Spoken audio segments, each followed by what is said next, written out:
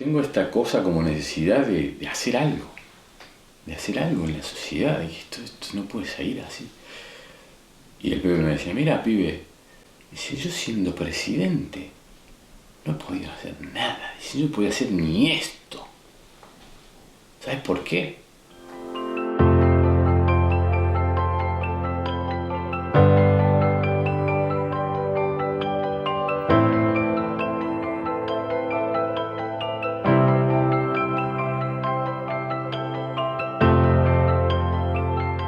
Bueno, en Bolivia se me dieron unas oportunidades alucinantes. Una de ellas, la más bonita desde el punto de vista de la curiosidad, ¿no? El poder participar en la cumbre del G77 más China que se hizo en Santa Cruz de la Sierra en el año 2014. Ahí lo conocí el Pepe Mujica. Bueno, imagínate poder entrar a una cumbre de esas, porque también son todas sincronías de casualidad, ¿no? O sea, yo venía con la cosecha de los duraznos y las ciruelas, y con esa cosecha yo vivía casi que todo el año. Vivía, obviamente, muy humildemente, ahí arriba en la punta de la montaña, no tenía ni nevera, ni tenía electricidad, el agua venía de un ojo de agua que había con 1 kilómetro de manguera, y justo ese año viene una helada que los bolivianos decían que en 40 años no venía, que mató todos los duraznos, toda la cosecha, y yo dije, ¿qué hago? Y bueno, ahí fue una conexión con un señor que vino a un taller, quería aprender, porque arriba arranqué una escuela de bioconstrucción, vino a ese taller. La cuestión es que un día estaba en el despacho con este señor, ahí arreglando las cosas del proyecto y tal, y lo escucho que habla por teléfono, corta el teléfono y me dice, no, sí, ahora tengo un amigo que es el ministro de Relaciones Exteriores, están organizando ahora la cumbre del G77 más China aquí en Bolivia. Le digo, me encantaría ir ahí, le digo, como para jugar al periodista. Y mira así, me dice, pero vos sos abogado, si vos estás formado en Derecho Internacional. Sí. Dice, espera un segundito. Y habla por teléfono, ¿no? Me dice, che, mirá, Artemio, no sé qué, Sí, decirle que pase mañana, tiene las credenciales ya para la cumbre, ningún problema.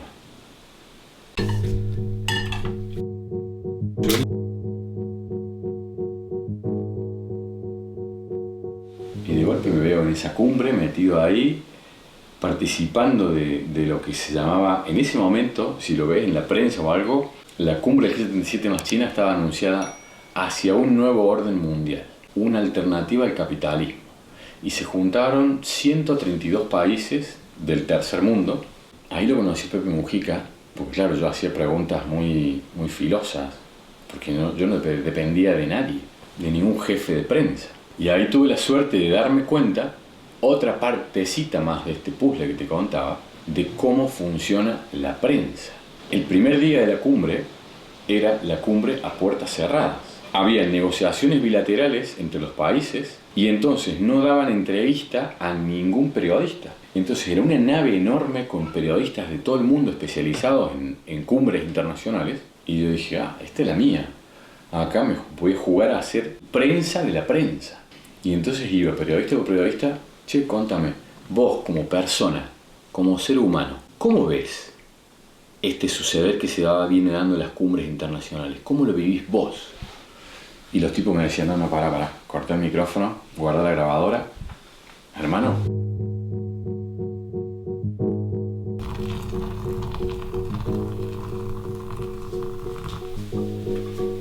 si querés que te cuente, no me grabes, porque yo pierdo mi trabajo. Bueno, ningún problema. Me guardaba la grabadora, contame. Esto es una farsa. Todo esto es...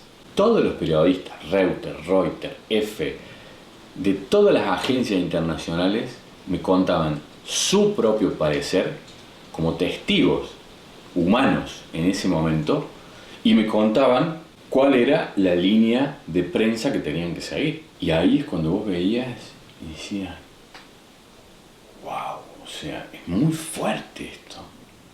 La información que sale a la gente, que la gente cree como verídica, es un segmentito que viene determinado por el director de la editorial del medio que sea, y ese periodista tiene que hacer esas preguntas, y cuanto más se adapte a lo que le está pidiendo el jefe de prensa, mejor el sueldo va a tener.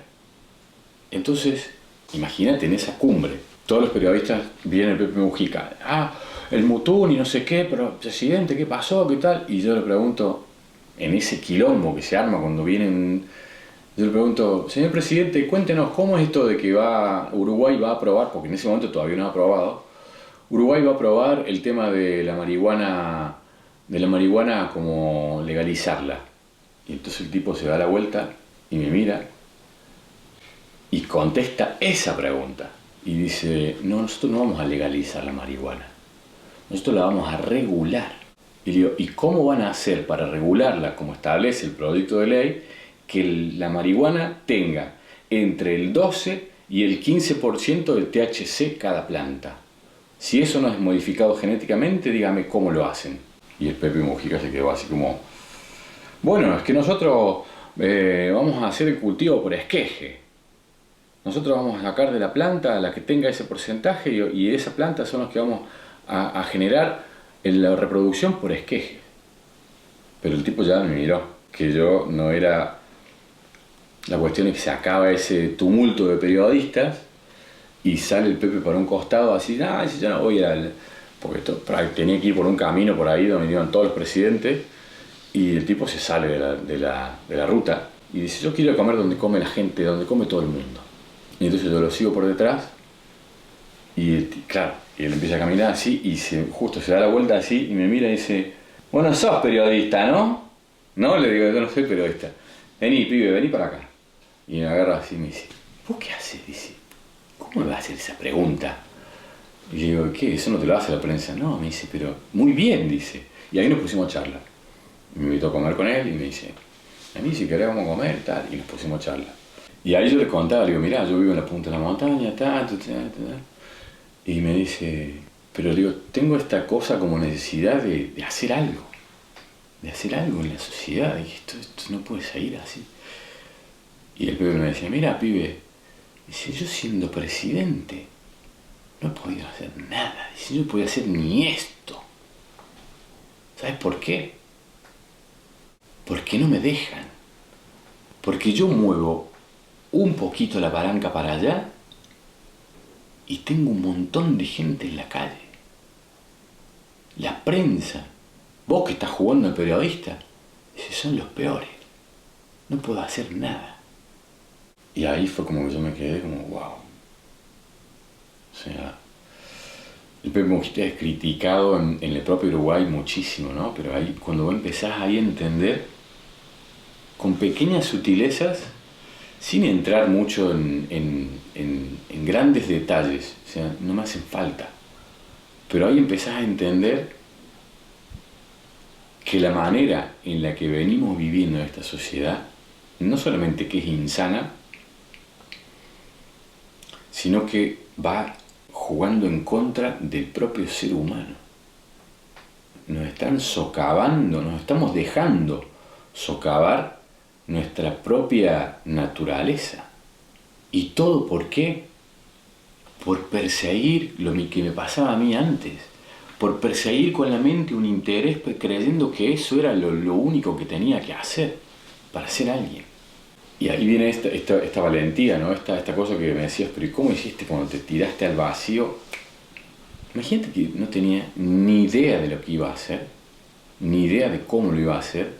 Tenía 3 hijos en Argentina que seguir manteniendo y sosteniendo, y tenía que forjar una economía en base a qué. Y para mí, en mi experiencia, fue lanzarme, y en el momento que te lanzás y en el que confías en que... Porque hay algo que uno cuando lo comprende empieza a resonar por todos lados. Y es como que la propia naturaleza te va poniendo las cosas delante. A mí me educaron con el punto de decir, la vida se trabaja, el trabajo, el esfuerzo, uno se consigue las cosas con ahínco, con tesón, con constancia. Entonces como que uno se hace como la idea de que para lograr algo hay que esforzarse, sacrificarse. Y yo hice eso mucho tiempo de mi vida. Pero después me di cuenta de que por ahí no es el camino.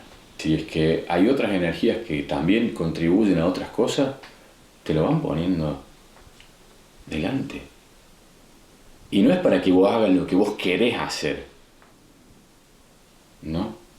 Ahí es cuando te das cuenta de que tu mente te va guiando mal, porque la mente va para adelante como una lógica, pero la lógica de la mente es así cortita.